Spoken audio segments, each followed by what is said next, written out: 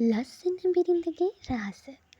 ගිගාන් උදෙන්ම මස්තෝස්වල තිබුණු මාකට්ටුවට ගියේ සතියන්තයට බඩු වගයක් ගන්න හිතාගෙන.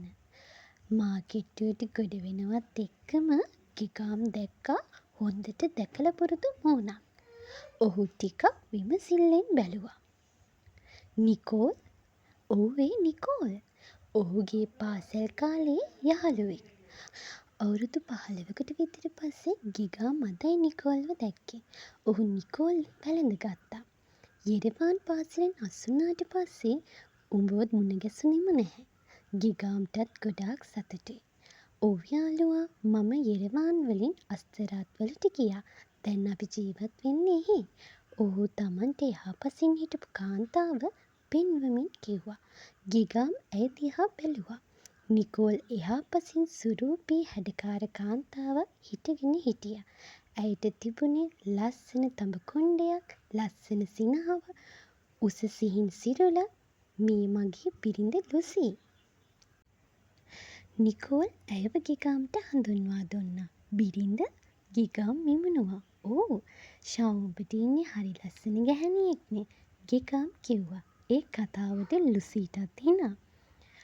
ඔවුන් මාකෙට්ටුවට කොනේ තිබුණු ලූනා කැෆේ නම් වූ කුඩා අවන්හලට ගොඩ වැදුනේ පොඩ්ඩක් කතා කරන්න. මුණ ගැසුණෙත් ගොඩ කාලෙකින් නිසා මාකට් එකට යන එක පස්සට කල් දාන්න පුළුවන්. ගිගාම් හිතුවා. ඔවුන් කතා කරමින් ඉන්න අතරතුර ගිගාම් කිහිප වාරයක්ම ලුසී දිහා බැලුවා. ඔහුට පුදුමයි.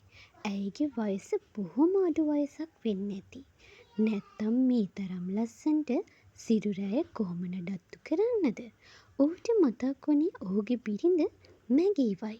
ඇය කොයිතරම්නම් තරබාරද? ඇයගේ වයසටත් වඩා ඇයට පෙනුම. අනික මොහොනේ සන්තෝෂයක් කියලා දෙයක් නැහැ.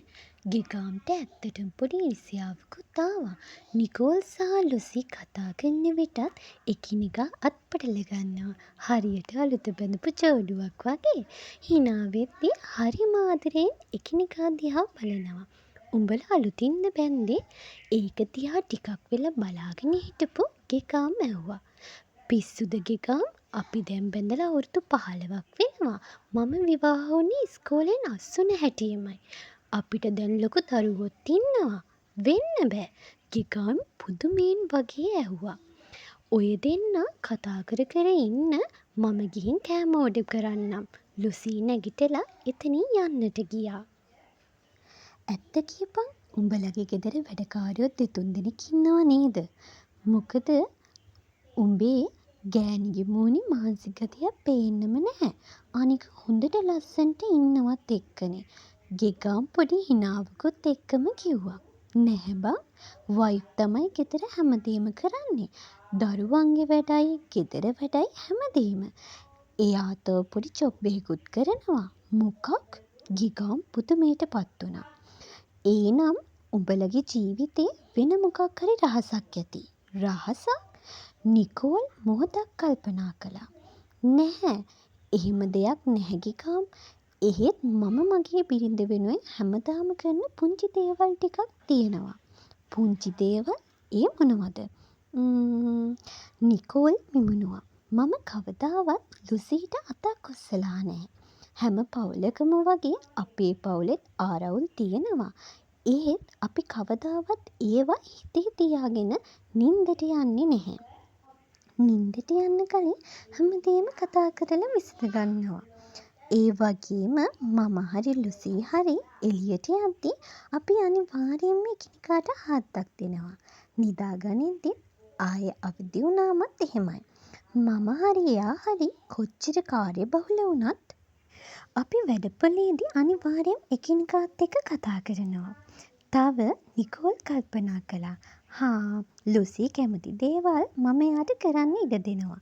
මම ඒවට බාධා කරන්නේ නැහැ. පිරිමි අපි ගොඩක් වෙලාවට ගැහැණුන්ව පාලනය කරන්න උත්සාහ ගන්නවනේ.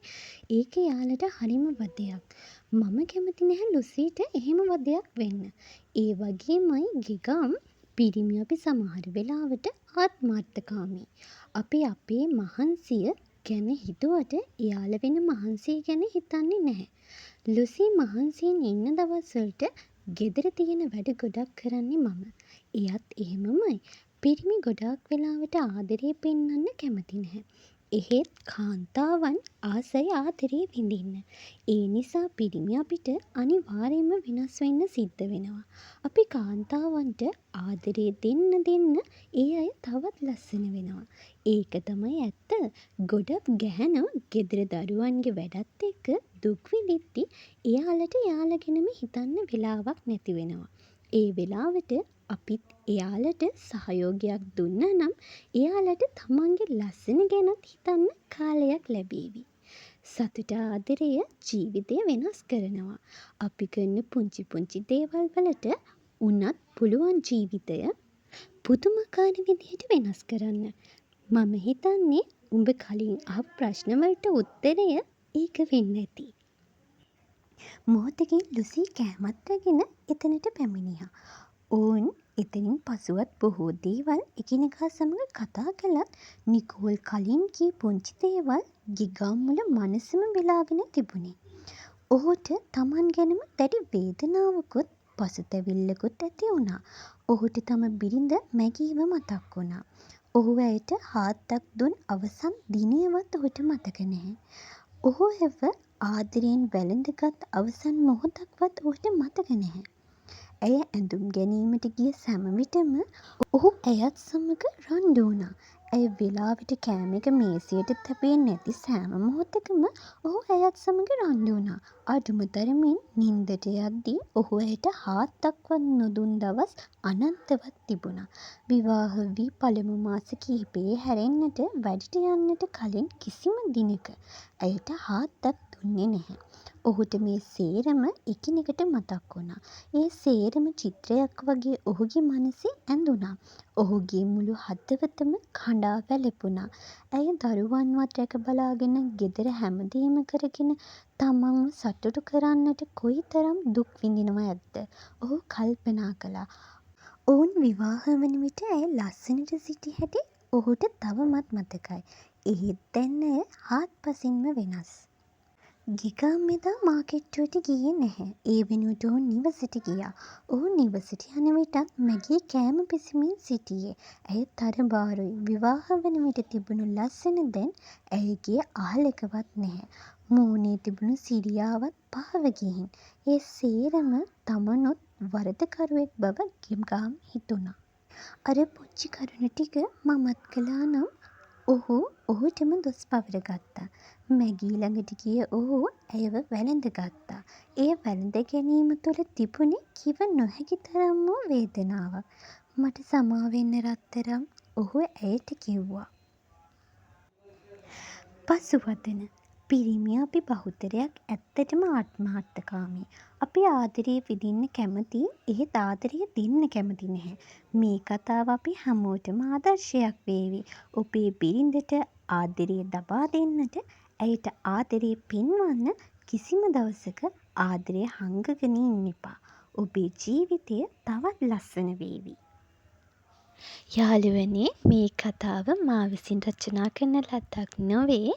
මෙය රචනා කර ඇත්තේ මුතු මුදලිගේ නිශංක මහතා විසිනි.